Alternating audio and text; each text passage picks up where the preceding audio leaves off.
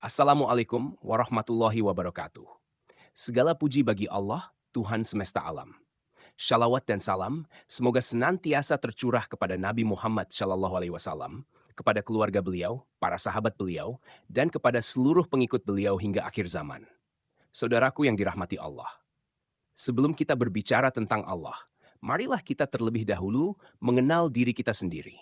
Manusia adalah makhluk yang lemah. Kita lahir dalam keadaan tidak mengetahui apa-apa. Kemudian Allah mengajarkan kepada kita sedikit demi sedikit.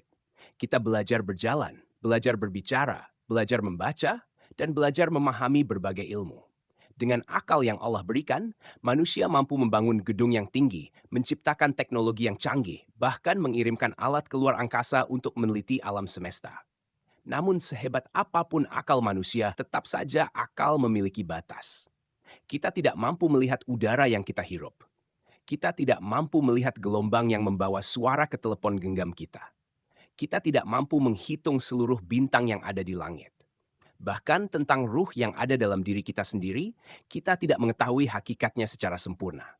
Jika makhluk yang begitu dekat dengan diri kita saja belum mampu kita pahami sepenuhnya, maka bagaimana mungkin kita mengira bahwa akal kita mampu menjangkau hakikat zat Allah yang Maha Agung? Saudaraku, ketika kita melihat langit yang luas, bumi yang terbentang, gunung yang menjulang tinggi, sungai yang mengalir, pohon yang tumbuh, dan bunga yang mekar, kita mengetahui bahwa semua itu adalah makhluk. Semua makhluk memiliki permulaan. Semua makhluk mengalami perubahan. Semua makhluk membutuhkan sesuatu agar tetap ada. Manusia membutuhkan makanan. Tumbuhan membutuhkan air. Bumi membutuhkan aturan yang Allah tetapkan. Dan seluruh alam semesta bergantung kepada Allah. Sedangkan Allah tidak bergantung kepada siapapun. Allah adalah Al-Awwal, yang maha awal. Allah ada sebelum adanya langit. Allah ada sebelum adanya bumi. Allah ada sebelum adanya matahari, bulan, bintang, ruang arah, dan seluruh alam semesta. Segala sesuatu selain Allah adalah ciptaan Allah. Maka ketika kita berbicara tentang Allah, janganlah kita menyamakan Allah dengan makhluk. Karena apa yang berlaku pada makhluk belum tentu berlaku pada Sang Pencipta. Saudaraku, tempat adalah ciptaan Allah.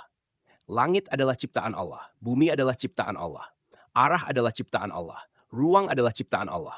Maka Allah tidak membutuhkan tempat sebagaimana makhluk membutuhkan tempat. Karena kebutuhan adalah sifat makhluk. Sedangkan Allah Maha Kaya dan tidak membutuhkan apapun. Cobalah kita renungkan.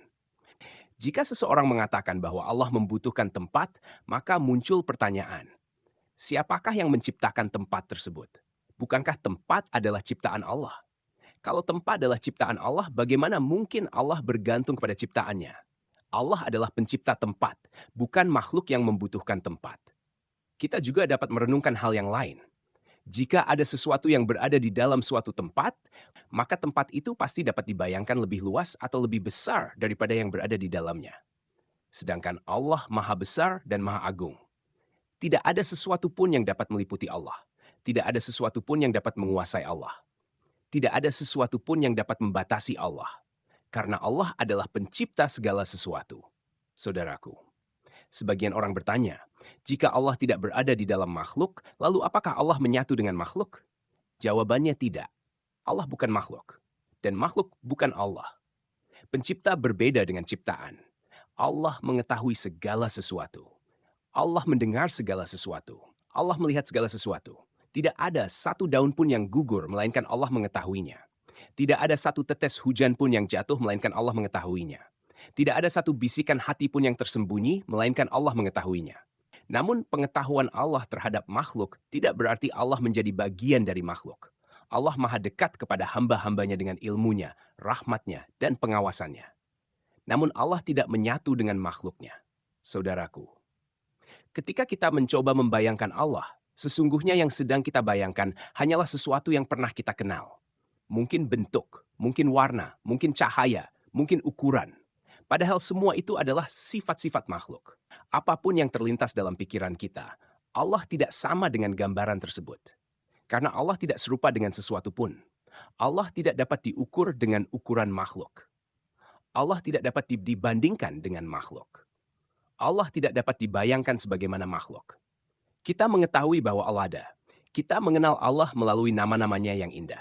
Kita mengenal Allah melalui sifat-sifatnya yang sempurna.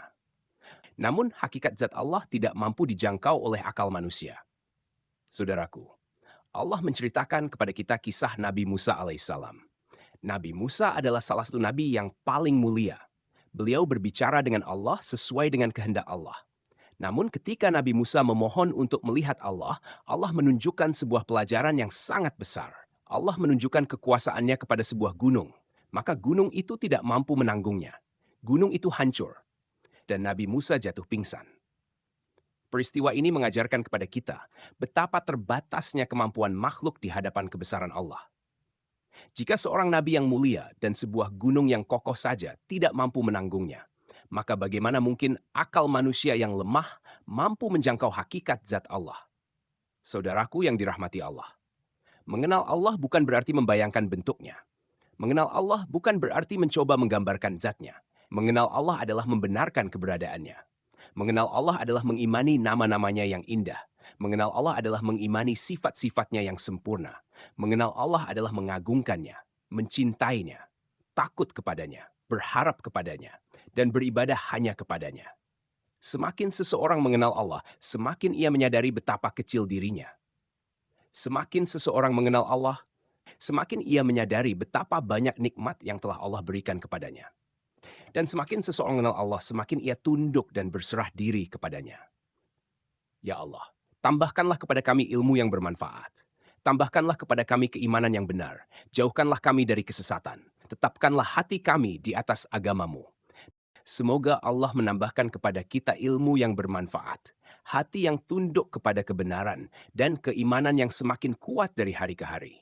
Jika ada kebaikan dalam pembahasan ini, maka itu semua karena rahmat Allah. Dan jika ada kekurangan, maka itu berasal dari kelemahan kita sebagai hamba. Sampai bertemu pada pembahasan berikutnya. Wassalam.